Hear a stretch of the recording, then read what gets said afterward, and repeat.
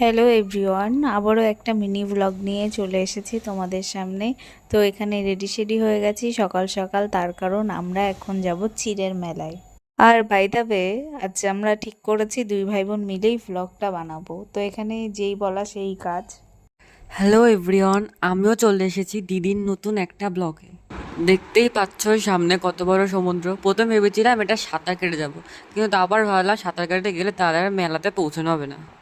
দেখতে দেখতে চলে আসলাম চিড়ের মেলার কাছাকাছি। তো রাস্তা দিয়ে যাচ্ছিলাম, এই মন্দিরটা দেখে মনটাকে আর শান্ত করতে পারলাম না না দেখে।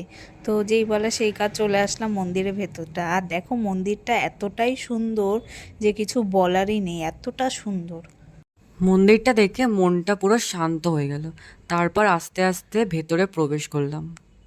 মন্দিরটা বাইরে থেকে দেখতে যতটা সুন্দর, ভেতর থেকেও ঠিক ততটাই সুন্দর। ভেতরে রাধাকৃষ্ণের মূর্তিটা তো ছিল অপূর্ব। তাই তার সামনে আবার অনেক মানুষ মিলে কীর্তন করছিল ওইখানে। তারপরে আমরা আস্তে আস্তে চিড়ের মেলায় পৌঁছেই গেলাম। চিড়ার মেলা নামটা শুনে একটু অদ্ভুত লাগছে না? আসলে এই গঙ্গার তীরে বসেই মহাপ্রভু চিড়ার প্রসাদ খেয়েছিলেন, তাই এখানে চিড়ার প্রসাদই হচ্ছে প্রধান।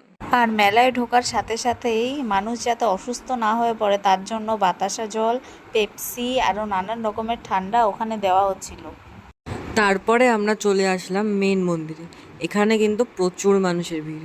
তারপরে এখান থেকে আমরা মালসা ভোগ নিয়ে নিয়েছিলাম।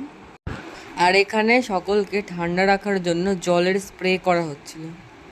আর আমরা তো গরমে ঘেমে একাকার হয়ে গেছিলাম, তবুও ভালো লাগছিল, মনে একটা আলাদাই শান্তি। তো এখানে দেখো স্প্রে করা হচ্ছে জল দিয়ে, যাতে কোনো মানুষের গরমে শারীরিক কোনো অসুবিধা না হয়। আর এখানে কম বেশি সব ধর্মের মানুষেরা আছে, যারা নিজেদের অনুষ্ঠানগুলি নিজেদের মতো করে চালিয়ে যাচ্ছে।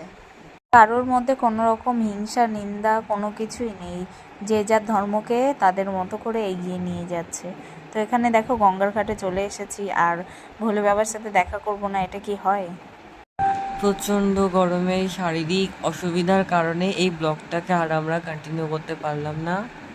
অবশেষে আমরা বাড়ির পথে রওনা হলাম। ভিডিওটা তোমাদের কেমন লাগলো অবশ্যই কমেন্টে জানাবে, আর যদি ভালো লাগে অবশ্যই লাইক কমেন্ট অ্যান্ড শেয়ার করে দিও। তো চলো আবার পরে অন্য একটা ব্লগে দেখা হচ্ছে। তো আজকের মতো টাটা, গুড নাইট।